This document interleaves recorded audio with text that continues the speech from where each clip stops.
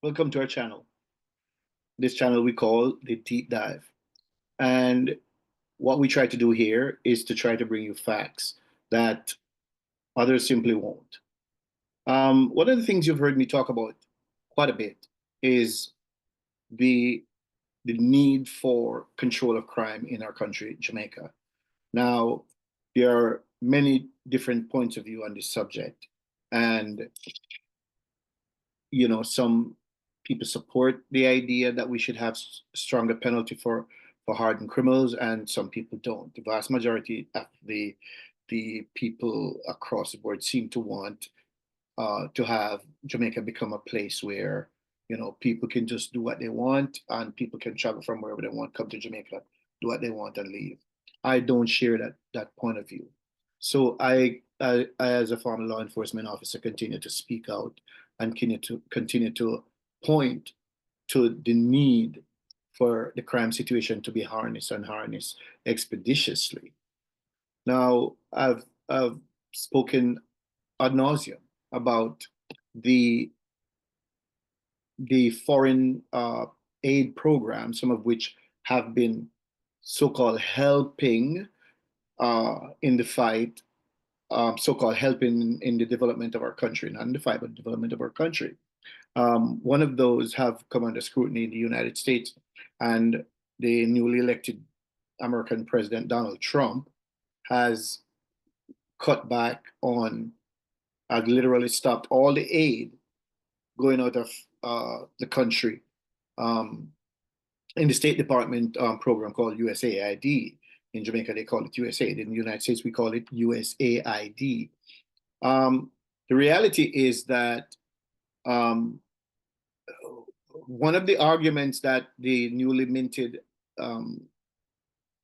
Secretary of State Marco Rubio has made is that the American policies, the American foreign policy, has certain ideas how it wants monies that are doled out to USAID, going out to countries, to be spent a way that is reflective of American foreign policy. Now, the reason why I'm broaching this subject tonight, I've heard that there are a lot of agencies across the globe that are now having to shelve some of their operations. And even in Jamaica, I've heard that some are wondering where they're going to find money to fund some of the projects that they have. Now, there are two. I don't know. I think USAID funds several projects, but there is one in Jamaica called CaPRI, the Caribbean Policy Research Institute, which I'll just touch on briefly with you tonight without boring you. And of course, those of you know that I actually talk about uh, um, the police watchdog group called INDECOM, and I've spoken about the fact that INDECOM does uh, have the ability to hire and bring in all kinds of experts to testify against police officers. But the Jamaican people do not get that kind of expertise brought in to prosecute hardened criminals. So I have to pose the question, and I've been posing the question. Not sure if anybody's listening. Not sure if the people who are in the policymaking business are listening. Ask yourselves the question: why is it that the USAID, which Donald Trump wrongly or rightly pulled back the funding, why is USAID and the European Union, on the other hand, funding programs like INDECOM and the Caribbean Policy Research um, Institute? One of the things that we've seen, and I want to make a nexus for you, if you will just bear with me. We understand how important it is on this channel, how important it is that we have a country of laws. Now, in Europe, most of the nations in Western Europe make up the European Union. Those are countries that have marginal or low levels of violent crimes. The United States, a mega large country, a very large country with over 330 million people. However, and lacks lots of guns in the country. However, the United States has over 18,000 police departments, law enforcement agencies dedicated to the task of of bringing to justice hardened criminals or bringing justice to them when they step out of line or dare challenge law enforcement. The point I'm making is this: they do not tolerate criminality, neither in Europe, where the European Union is, or in the United States, where USAID fund comes from. And what I notice is that funds from the European Union goes to support CaPRI, the Caribbean Policy Research Institute, and to fund INDECOM. And I'm wondering why. Why not fund law enforcement? This is something that bothers me, and I am not able to understand why it is that uh, the uh, the Caribbean Policy Research Institute and INDECOM gets funding from the European Union and from USAID. You know, I there's very little. I know CaPRI gets funding from USAID and from European Union. I know that INDECOM does get funding from um, European Union. I'm not sure about some other sources of funding. I've sent them an email with a request to divulge the information, the source of funding. I've done this almost a month ago to INDECOM. I've sent my email address, gave them my email address, included my phone number. They have not gotten back in touch with me. So we want to know what INDECOM is hiding, why. We don't know where they're getting their funding.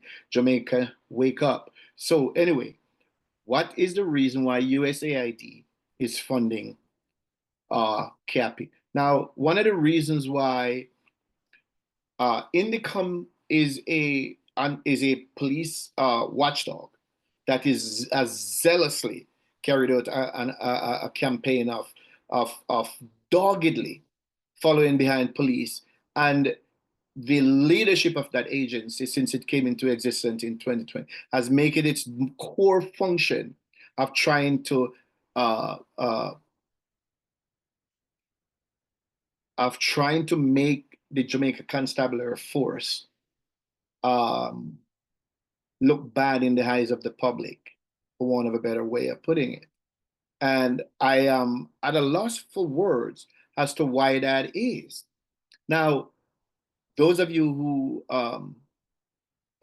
know me and followed some of my work will understand that since INDECOM came into existence, I've sought to point out some of the failings of the agency, even in terms of how it was structured. And of course, some of those incidents have gone back to the courts and have been corrected in the parliament. To this date, it still has, there's a lot to be corrected in the INDECOM Act. This is an agency that is kind of like a dog, a tail wagging a dog. It's kind of like an agency telling the government what it wants to do, and the government should do what it tells it to do. It's an act of parliament. So the parliament, the people's representatives, put it together, but the agencies seem to be telling, with its foreign leaders, telling the government what it should do. The Jamaican people need to open its eyes. Now, we are all for law enforcement. We are all for just and transparent and responsible and responsive law enforcement. Let that be understood. But I want to understand why it is, and I hate to sound repetitive, that these agencies are funding CaPRI, the Caribbean Policy Research Institute, and INDECOM. What is their mission? And one thing I noticed, and like I said, I found this nexus. Apart from the dogged trying to the INDECOM trying to show up the police department in a bad light, there is now a report that was just released by CaPRI, It's called Hits and Misses. They recently released this really comprehensive report, and in it, the report sought to uh, question or poo-poo, if you will, throw cold water on um, the the security forces' assertion that crime is being committed, and a lot of women are involved in crime. Um, the the barometer that this CaPRI is using is the very data supplied to them by the police, the very data supplied by law enforcement, and it it was a little bit astonishing to me that these folks who seem to be they have a board with some really well-heeled academics, but they seem to have been so intent on showing law enforcement in a bad light that they didn't bother to do an objective analysis of the facts.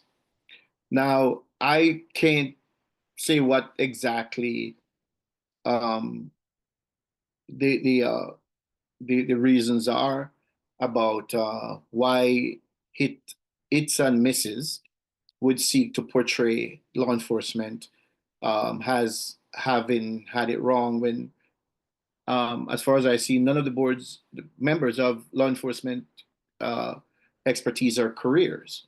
So I'm a little bit mystified as to how they would question um, when law enforcement says that women are of a large hand in the in violent crime. One of the things, and while I speak to you, I'm actually scrolling through to see if I can find the report and to read some of it for you. Um, the report, okay, here we go, reports, hits and misses, and it says read report here. Please bear with me. I'm not going to read the full report. It's an expansive report, um, and it would take me hours probably to go through the full report. It's called Disrupting Organized Criminal Violence Requires an Understanding of Those Who Participate and Sustain These Networks. Now, before I delve into a part of the report, I just want to bring to your attention that like I said, I'm not going to read the full report, but I have prepared a rebuttal, and I'm here to rebut this. Now, one of the broader synopsis uh, of the report tend to poo-poo or to discredit. Just like they seek to discredit the JCF, they seem like this report is intended to discredit the experts who are in law enforcement, who are producing the data, which they're relying on, and arguably the same data they've called this data, they're using it to poo-poo and to discredit the police without having a full understanding. And so what they did, they came up with a flawed analysis. So I'll just read a little bit of the report. It said this report examines the role of women in organized crime and violence in Jamaica, particularly the involvement in gang-related activities. While violent crime is widely considered male-dominated, law enforcement and media reports increasingly suggest that women play active roles in organized criminal groups. However, arrest and incarceration data do not support claims of rising female participation in violent crime. This study evaluates the extent of women's involvement in gang violence, the structural factors influencing their participation, and whether the perception of increased female criminality aligns with actual trends. All right, so here we have a group of bureaucrats, and I will do a follow-up video, or I will drop in the link below their names and their bona fides. But here we have a group of bureaucrats sitting down, funded by foreign interests, questioning and discrediting a report when they have no actual idea. They're just going by the data, and they understand zero about the nuances of law enforcement, some of which I'll speak to you rather quickly without boring you. Women, it says the report went on, women remain a small minority in Jamaica's criminal landscape, with arrests and incarcerations primarily for non-violent offenses such as drug trafficking, fraud, and money laundering. Female arrests for violent crimes include murder and shootings are rare and typically involve domestic interpersonal conflicts, rather than gang-related violence. Now, let me just stop there, because you see the trend, and I could go on and on and on and read the entire bunch of balderdash. But when I was a young police officer, I remember police team went to into Olympic Gardens for a wanted man, and the mother was in the house, and she jumped in front of her son and allowed, excuse me, when the police was pointing a weapon at him, and allowed his son to shoot. One of our colleagues, Mr. Campbell, almost died. That's his mother. Now, one of the things that I've sought to speak to, and I'm not going to give more credibility to this nonsensical paper that these bureaucrats, these technocrats sat down and prepared without any real understanding of law enforcement. It is, like I said, it is a flawed analysis. It's a flawed piece of work, and it should not, no credence should be given to it. The Caribbean Policy Research Institute report downplays the role of women in violent crimes. And it's deeply flawed in its premise and analysis. By attempting to challenge the extent of female participation in such crimes, the report overlooks critical factors that shape criminal activity, law enforcement responses, and judicial outcomes. Rather than offering a balanced assessment, it inadvertently reinforces a misleading narrative that obscures the true nature of criminal networks and the ways in which women contribute to their operations. Women and organized crime in organized crime is grossly overlooked. This report appears to disregard the complex and crucial roles women play in violent criminal enterprises. Women are often involved in moving and storing drugs and firearms, monitoring and reporting security personnel movement, and hiding dangerous criminal activities that are fundamental to sustaining organized crime. These are not passive or incidental actions. They're deliberate, calculated, and essential to the functioning of violent criminal networks. A failure to recognize this dynamic demonstrates a lack of understanding of how modern criminal organizations operate. In this, CaPRI is woefully over their head. In many instances, women are deliberately positioned in roles that, while not always overtly violent as those of their male counterparts, are just as indispensable to the execution of violent acts. The assertion that female involvement in violent crime is overstated ignores the reality that these support roles are part of the machinery that enables violence to flourish. When you go to war, everybody is a part of war. Everybody, including the support units. Even more troubling is the report's failure to acknowledge the disparity in how men and women are prosecuted for their involvement in crime. It is well documented that women, even when caught engaging in serious criminal acts, are often treated with greater leniency by the justice system, a flawed justice system. They are less likely to be prosecuted as aggressively, more likely to receive lighter sentences, and often benefit from societal perceptions that view them as less dangerous or more easily rehabilitated than men. This discrepancy is not a reflection of lesser culpability, but rather a product of deep-seated biases that influence law enforcement and judicial decisions. The failure to prosecute women as vigorously as men does not mean they are less involved in crime. It simply means their involvement is less frequently and less severely punished. By failing to acknowledge these realities, CaPRI's report presents a skewed and incomplete picture of female participation in violent crime. It dismisses the significant roles women play in facilitating and perpetuating criminal activity while ignoring the systemic biases that allow many to evade the full weight of justice. A more accurate and responsible analysis would recognize that crime is not solely a male-driven enterprise, and that violent criminal organizations rely on the participation of both men and women to function effectively.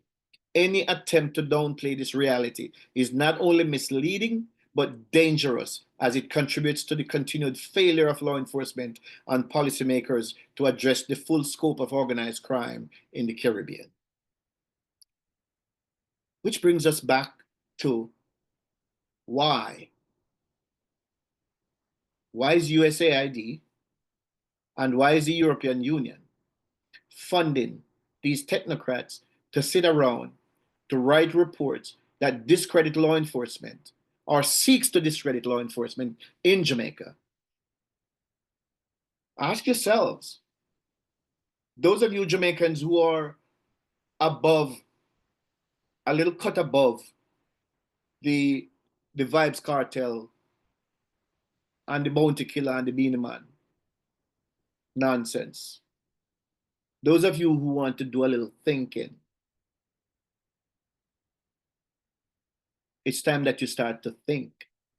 Ask yourselves, above the noise, above the din and the parochiality of everything, the party parochiality of everything, and ask yourselves, why are these agencies funding these groups in our country?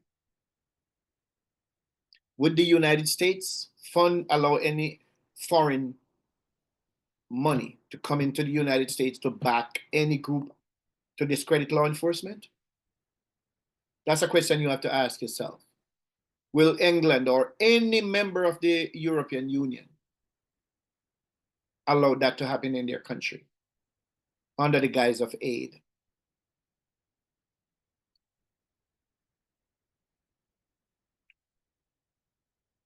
One young African leader has pointedly said that he's happy that Donald Trump has suspended aid, this handout, because now African nations will learn to stand on their feet. Jamaica needs to learn to stand on its feet and stop accepting these monies, these dark funds, these funds that are coming in, that are feeding and making fat cats out of these bureaucrats and technocrats who sit down in agencies like CaPRI, the Caribbean Institute, Caribbean Research Policy Institute, my ass, to write these nonsensical reports that are bereft of facts, using data to skew perceptions, using data without understanding the context of the data. But people who don't understand this, they read it, those of us who bother to read, and they walk away with skewed perceptions, misconceptions about the reality of what's happening. None of these technocrats at CaPRI, the Caribbean Institute of Research, Public Research, what it's called, CaPRI, none of them have law enforcement bona fides. But here it is that law enforcement says, hey, women are just as involved in criminal activity, or maybe just a little bit less in violent activities as men. And so what they do, they look at arrest records and they look at all these things and people taken into custody. And they say, oh, no, that can't be true. This is not true. Here's what women are doing. No. And I can tell you as a former law enforcement officer, one of the things that I've particularly chided the JCF about is not fully following up on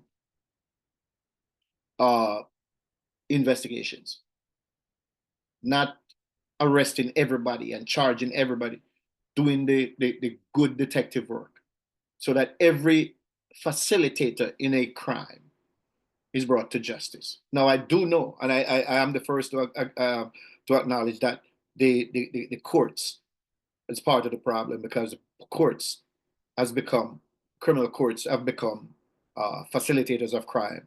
They are basically open doors for battling doors for criminals. They go round and round and round. They're allowed out.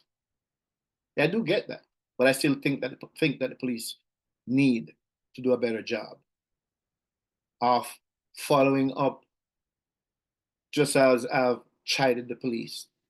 When you make gun fines, Jesus, guys, make the necessary connections. As somebody shipping those guns, this large gun fine and which we'll talk about in another video. We will talk about that in another deep dive. There are people shipping these guns into the country. It is not enough just to intercept the guns. It's more important to arrest the offenders in the United States who are shipping those guns in, bringing them home, and putting them in prison and leaving them there. Leaving them there. Life without parole. That's for another video. Look, before we end tonight, I also want to ask you to join the fight for a brighter Jamaica by advocating for change.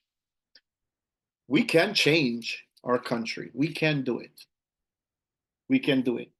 And supporting initiatives that prioritize justice and progress. Like, comment on the video, share, subscribe, and hit the notification bell to stay engaged as we bring you quality content that does not scratch the surface, but does a deep dive to bring to your attention what others won't. This is what we do here at the deep dive. I'll see you soon.